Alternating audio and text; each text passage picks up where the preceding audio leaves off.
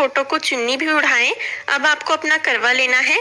करवा आप मिट्टी का, पीतल का, स्टील का, जैसा आप लेते हो ले सकते हैं। वैसे मिट्टी का या पीतल आपको कोशिश करके दोनों में से जो लेना चाहें लेने की कोशिश करनी चाहिए। इसके बाद जो करवा है उसके कंठ में यानी गले में मोली बांधेंगे। तो 3 बार आपको लपेट कर मोली बांधनी है, खाली करवा नहीं रखना है। 3 बार आपको मोली बांधनी है। अगर करवा नहीं मिलता हो आपके यहाँ किसी कारण से तो आप लोटा भी ले सकते हैं।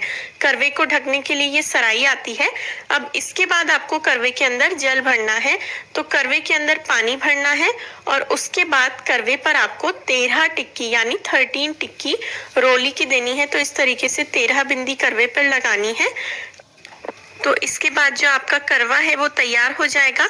मेरे यहाँ पर जो करवा है इस पर ऑलरेडी स्वस्तिक बना हुआ है, वरना आपको करवे पर स्वस्तिक यानी सथिया भी बना लेना है। तो ये बनाने के बाद अब आपको लेने हैं 1 गिलास गेहूं। गेहूं कोशिश कर आप गेहूं ले, किसी भी किराना शॉप पर, मॉल में आपको इजीली मिल जाएंगे। अगर गेहूं नहीं ले पा रहे हैं तो आप कोई भी खड़ा धान्य यानी आप चावल ले सकते हैं, हरे मूंग ले सकते हैं। तो गेहूं चावल में से जो आपको मिल रहा हो आप 1 गिलास वो लें, उसमें दक्षिणा यानी पैसे रखें। अब ये जो 1 गिलास गेहूं है ये आपको किसी भी जरूरतमंद व्यक्ति को या फिर जो महिला आपको कहानी सुनाने आई है करवा चौथ की, अगर कोई आई हो तो उन्हें आप ये गेहूं दे सकते हैं। वरना आप अपने किसी भी बड़ी महिला को, किसी गरीब को, मंदिर में आप ये जो गेहूं है 1 गिलास गेहूं इसमें और बढ़ाकर अगर और देना चाहें तो आप ये दे सकते हैं। आप गेहूं चावल मैंने जैसा बताया दोनों में से कुछ भी ले सकते हैं। फिर दीपक प्रज्वलित करके रखेंगे पूजा में और उसके बाद करवा माता की फोटो में जो जो है सभी को तिलक करके पूजा करेंगे। सबसे पहले गणेश जी को तिलक करेंगे, उन्हें चावल लगाएंगे, फूल चढ़ाएंगे क्योंकि गणपति जी प्रथम पूजनीय है। इसके बाद हम करवा माता को तिलक करेंगे। तो करवा माता को तिलक करने के बाद जो भी है फोटो में चांद, सितारे, सूरज, जो करवा माता की फोटो में जितने भी चित्र बने हुए हैं, बहू, भाभी, भाई, सभी को आपको करवा बेचने वाला, सुहाग के समान बने हुए हैं, सब पर आपको एक एक कर तिलक करना है। जो भाई चांद दिखा रहा है दिए के रूप में, सबको आपको एक एक करके तिलक करना है। करवा चौथ की जो व्रत कथा है वो सुनने से पहले ये पूजा करी जाती है। अब ये पूजा जो है आप सुबह सुबह भी कर सकते हैं, शाम को भी कर सकते हैं, दिन भर में जब भी आपको समय मिले आप करवा चौथ की पूजा और कथा कर सकते हैं। कोशिश करके सुबह या फिर शाम को ज्यादातर महिलाएं करती हैं, तो जैसा भी आप कर पाए वैसे आप कर सकते हैं। और व्रत आप जैसे वैसे ही आपको अपने हर साल व्रत रखने हैं। व्रत करने की प्रक्रिया में आपको चेंज नहीं करना है।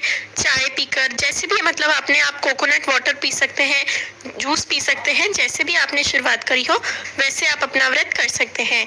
इसके बाद माता को वस्त्रों के रूप में मोली चढ़ा दें और फिर आपको जो करवा है उसके ऊपर चीनी या कोई भी मिठाई आपको रखनी है।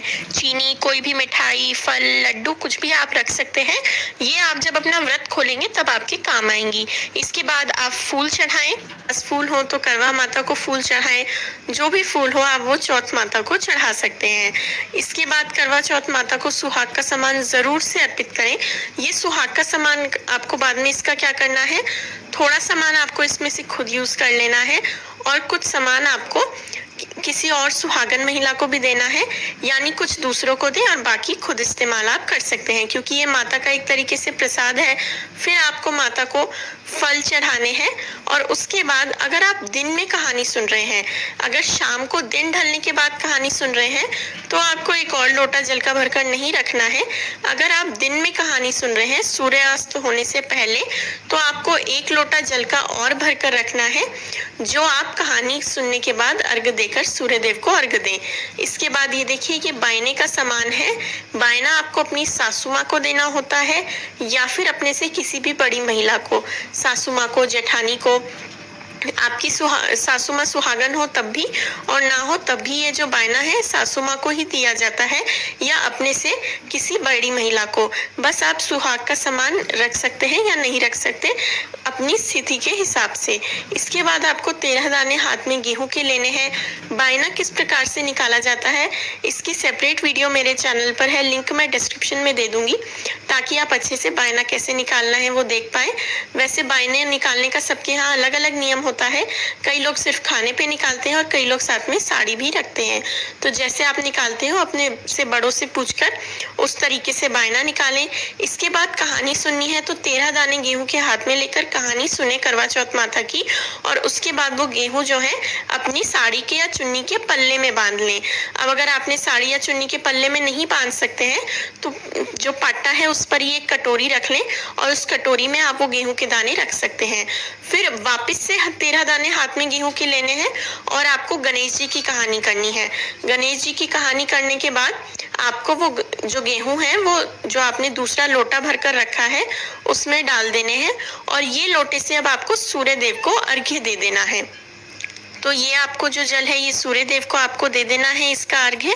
तो आपको 2 बार हाथ में गेहूं लेने हैं। पहली बार में आपको करवा चौथ की माता की कहानी पढ़नी है और वो गेहूं अपने करवे के पास या अपनी चुन्नी के पल्ले में बांध लें। सेकंड टाइम जो गेहूं लेंगे उससे आपको गणेश जी की कहानी करनी है और फिर वो गेहूं जो है वो सूरज देव के लोटे में डालकर उससे आप सूर्य देव को अर्घ्य दे दें। इसके बाद ये जो बायने का सामान है, जैसा मैंने आपको बताया, आपको बायने के सामान के साथ जैसे हमारे यहाँ 4 पूड़ी और हलवा लिया जाता है तो वो इन पर रखकर मिनसकर यानी 3 बार पानी इन पर घुमाकर अपनी सासू माँ को या जैसे मैंने बताया किसी बड़ी महिला को दे दें। अगर वीडियो अच्छा लगा हो तो मेरे चैनल को सब्सक्राइब जरूर से करें। चंद्र पूजन का वीडियो भी आपको मेरे चैनल पे मिल जाएगा। तो करवा से आप चंद्र देवता को अर्घ दें, अपने पति को छन्नी में से देखें और उसका विस्तार से जो वीडियो है वो आपको मेरे चैनल पे मिल जाएगा। लिंक मैं डिस्क्रिप्शन बॉक्स में दे दूंगी। कमेंट सेक्शन में भी आपको जो है करवा चौथ पर चंद्र पूजन कैसे करें इस वीडियो का लिंक मिल जाएगा। तो अगर आपको वीडियो अच्छा लगा हो तो वीडियो